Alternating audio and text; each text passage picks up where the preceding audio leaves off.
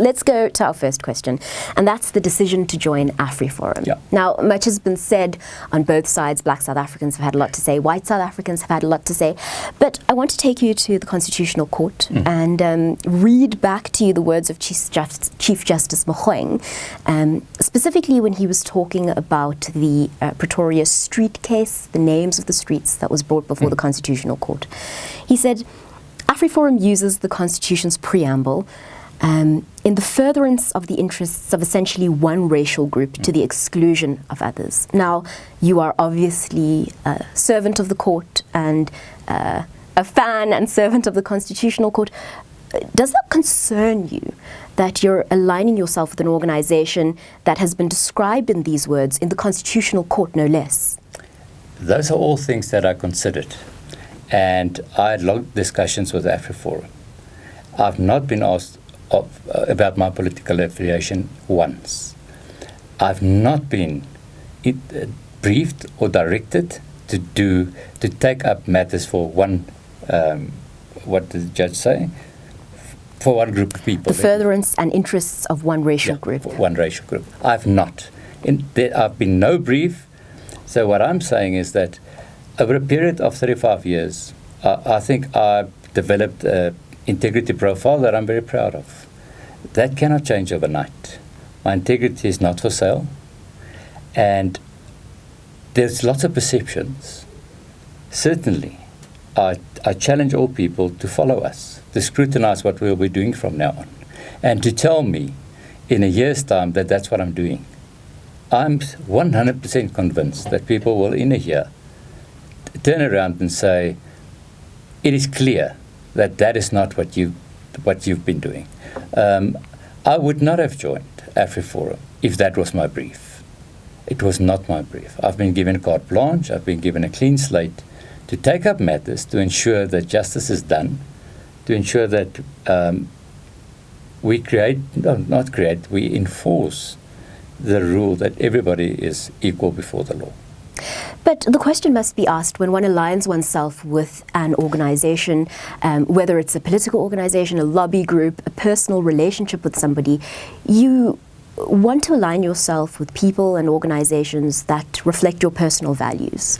Well, I would like to align myself with a concept that I believe in. I was approached by AfriForum. I've not been approached by anybody else. I was approached by AfriForum to create this unit that I believe in, and I think it's necessary. If in the brief it was said that I should follow the strict lines of the way that the Constitutional Court interpreted AfriForum to be, I would not have taken it up. So I had to trust, and I still do, trust in my own integrity, trust in the way that I've been doing business up until now, and certainly the fact that I'm employed by AfriForum will not change the way that I prosecute matters, and I'm convinced. My next question was going to be why AfriForum, and you've started answering it by saying they approached you. They approached me. Nobody else approached me. They approached me. They were willing to fund this unit. It's not cheap. To do public prosecutions will take lots of money. They had the conviction to approach me and to arrange a budget for this unit to work, and to give me carte blanche, to indicate that we can conceptualize this unit, that I'll be able to recruit my own people, which will be a diverse group of people, and not only white people. We'll be following up on that one, Advocate. Do that. So I want to go to the comments that we've gotten from our very large News24 community. We've asked people their opinion on it, and, you know, there have been frustrations and there's been a lot of anger, but quite a few messages came through with a sense of hurt, a sense that this is the man who prosecuted the killers of Chris Hani. This is a man who, for your 36, 35 years in public service, has always advocated for the rights of all South Africans, particularly black South Africans, particularly marginalized South Africans. And there have been a few comments coming through on our Facebook page of people who say, Advocate, I feel hurt. What do you say to those people? I say to those people that it wasn't an easy decision for me. It took me a long while to take that decision. when I left the office, I was hurt. But what's driving me is just the excitement of creating something new, something that I think is necessary, something that I think is worthwhile to create. And I'm not deserting people in ensuring that justice is done. I think perhaps I'm going the extra mile, putting myself on the block to ensure that justice is done. If we have one conviction, let's say we take on one case that the NPA decided not to prosecute, and we prosecute and we get a conviction, certainly then we've ensured that justice is done.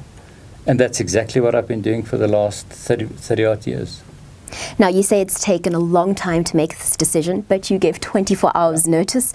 I remember the conversations in the newsroom, somebody saying something along the lines of, our editor would flip if we gave him 24 hours notice. But obviously, it's got South Africans talking. Talk us through that. Indeed. Your next question would be News24 breaking story that there was an investigation against me. It's on the list, I won't lie to you. And I'm going to deal with both. Okay. I just want to make it clear that I never knew that there was an investigation against me when I resigned. The matter that I've read in the news that will be investigated, I'm not concerned at all. I'm really not concerned. And the truth will be in the pudding, isn't it? I'll be sitting here telling you that I'm not concerned, and then later, if I'm wrong, it will come out that I should have been concerned, but I'm not. So I didn't know about an investigation against me. It played absolutely no role in my decision to resign. As far as the 24 hours concerned, it took me a long while, up and down, to make the decision. When I decided to do it, I got excited about starting something new. You know, I've got 5 to 10 years of my career left, and I'm excited again. I'm always excited doing matters, but this is something new. And I just decided that I have to do it, and I have to do it now. And I gave 24 hours notice. I've clearly, and that's a point I want to make, I've ensured that all the matters that I dealt with are properly looked after. And that was my main concern. I didn't want to leave, and that would prejudice any of the matters that I was busy with. And I'm 100% convinced that those matters will get even better attention than I could have given it. Let's talk a bit about the NPA, because yes, News24 did report about these investigations that are ongoing against you, or were at least. But also, when you announced that resignation, the NPA spoke about you in the most glowing terms, saying that you had really enforced a culture of discipline and professionalism within the organization. After all those years of service, it must have been a wonderful thing to hear. It is, and in none of the interviews that I've given did I say anything bad about the NPA. So I haven't left the NPA disgruntled. That makes it easier to leave. In fact, I've said, and I want to say it again, the office that I worked in, I enjoyed every moment of it. I'm a prosecutor at heart. I've worked with unbelievable prosecutors, dedicated people that work overtime, prepare their matters, and that I'm proud of. So certainly I haven't said anything negative about the NPA, and I don't want to. Let's talk a little bit about the changes that you've seen in the NPA. You've been at the organization for a long time. You saw the Scorpions disbanded, and you saw a movement away from prosecution-led investigations. Do you miss those days? What's your preference? Let me just say that the concept of prosecutor-led investigations, I still believe in. I think we still follow that. Not in the strict sense of that the NPA did, but certainly once we decide to prosecute the matter, it develops then from a handover to a handshake. You cannot, as a prosecutor, take the matter and think that you will be successful if you don't have the investigator with you, and if you don't work together. So, in the end, that is what we do. For any successful prosecution, that is exactly what you need. So let's continue talking about the NPA. There have been a few cases, many cases, that have been said to damage the reputation of the NPA. I think of spy tapes and the charges against our finance minister. All the while, though, you and many other people who South Africans respect have kept their trust in the NPA and have urged South Africans to do the same. Yeah.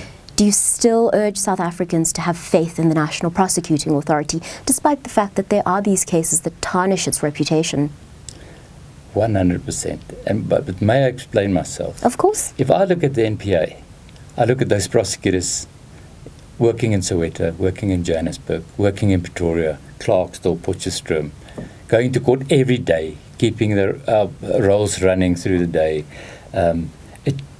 having achieved conviction rates of way over 80%.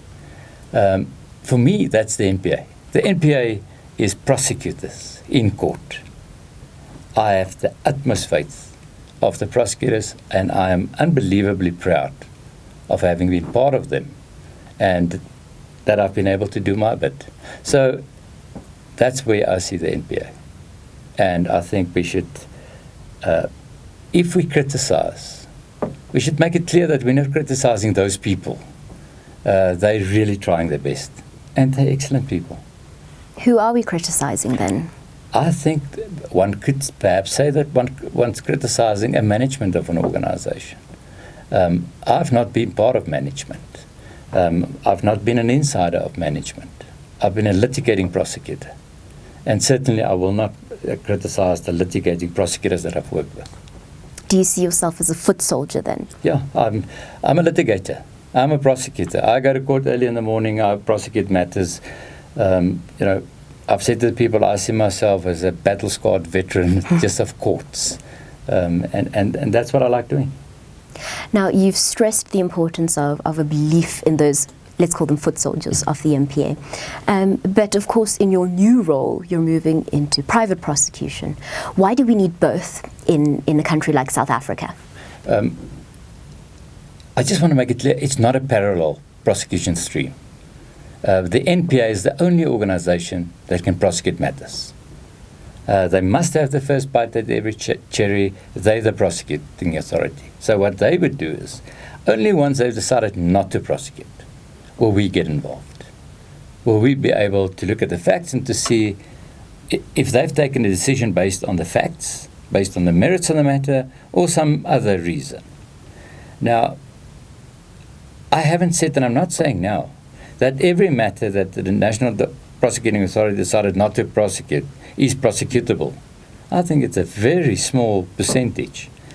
But perhaps it's important to look at that small percentage and to ensure that justice is done in every matter. I've acknowledged lots of cases in my life, and I challenge everybody to take it to court if they want to, because when I did it, I believed there was no case. Most instances would be like that. In the small percentage of other matters, I think people would not be aggrieved if we look at that. Let's talk a bit about your new role. Like you said, you had 5-10 years left in your role before retirement. Although I look as I should have retired yesterday, isn't it? Do you? I think you look very good for somebody who deals with the stresses you deal with. And you've been arrested in front of your family. There have been trumped up charges against you. I don't think there's a single South African who would have blamed you for washing your hands of the case and saying, look, I'm going to go play golf or teach wrestling 5 days a week. Why the decision to put yourself into a new organization, a new mandate, when really you could have had 5 more years at the NPA and then retired? I did all the cases I could. And 2 weeks ago I was still in court. And that's one of the regrets that I couldn't have finished that particular matter. So I'm prosecuting matters, and I'm in conversation with AfriForum. And I just then got excited. I was part of the establishment of the Scorpions. We created something new. And I got the same feeling that perhaps I want to create something new, something worthwhile. And I thought, I've got 5 to 10 years. One can go to work and just do your normal job every day, or you can be involved in something unbelievably exciting. And I decided to do something exciting and something worthwhile, and that's why I decided. Now, this exciting new job will no doubt come with its own pressures and stresses, and we know that you will most likely liaise with Paul O'Sullivan, who works with AfriForum, and I think we all agree that that man has got a political target on his back. And do you not feel concerned that you may be stepping into territory where you're up for political targeting? Are you prepared for what may come? I'm not inviting anything. And as you say, I've been through arrests. I've been through lots of stresses. But now I'm in charge of my own destiny as far as creating this organization, making mistakes, dealing with people that I want to deal with. You make mistakes? Everybody makes mistakes. I think perhaps I more than anybody else. But so just being in charge of your own destiny, of creating whatever you want to without political interference. I'm creating this without any political interference. I'm creating this to suit my belief in what we should do. So if it comes, there'll be prices to pay. I hope I don't have to, but if I have to, I will do that. But certainly, I think if one deals with it in the correct manner, it could rather be a handshake and not an argument or a fight. And will you continue teaching wrestling on a Tuesday and a Thursday? Without any doubt. That is the highlights of my week. When I go there, I walk into that hall. I turn from Gerinel into Coach Gerry. Nobody talks any law with me. I absolutely adore those youngsters. They're so eager to please and so honest. And I go in there and I'm stressed, and 10 minutes later I'm with them. I'm rolling around and I'm enjoying every moment of it. Yeah, no, definitely. Your next question is, I will definitely keep playing golf. That I'll definitely do. And I hope I get more time for golf. Hopefully. Now, to end off, the Oscar Pistorius case, it was incredibly high profile, but it's not the most high profile case you've done. You've worked on a few of them, yet somehow that case catapulted you and everybody in that courtroom, including Advocate Roo, to almost pop culture status. Was that a strange thing for you, having people put it to you on every street corner and make posters of you, make memes of you? Definitely. But may I just say something about the Pistorius matter? At first when there was even talk that it would be live on TV, like a good lawyer, we always oppose everything. So we all opposed. And of course, as good journalists, we opposed that opposition. Indeed. Yeah. And Mr. Ngasana spoke to us, and he was right. I never knew that people knew so little about South African law. I never knew people knew so little about what happens in a court, about the criminal justice system. To have questions before the trial starts, do we still have a jury? I mean, those questions were asked. I couldn't believe it. Now, after the case ex post facto, we're all very clever. I think the educational value of what happened there by far supersedes anything else. So I'm proud of having been involved in that particular matter, and I'm sure that people understand our legal system.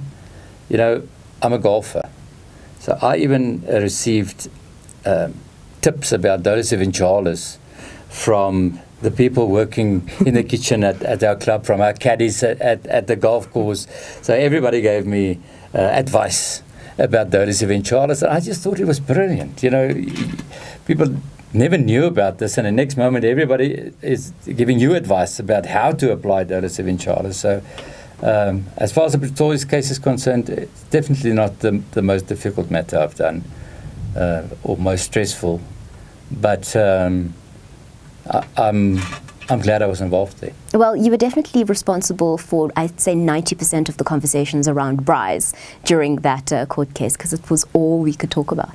I apologize. You said something today, and we'll end on this, that was very striking to me, and I think Many of us don't think of it, and that's that there is nothing really joyful about ending a case like that, because ultimately it always ends with a bit of sadness. There are lives at stake. It's not something that you celebrate after a case like that. I've never celebrated the matter. And I mean, if I say something like that, go out and see if you can find people that celebrated with me. I've never celebrated the case. At the end of a case, usually I'm very tired, and you know that immediate relief has its effect. But certainly, at the end of a case, I've got respect for the courts, and sadness is perhaps what you feel after a matter, and you think it could have been so much different. So that's for all the matters that I've dealt with.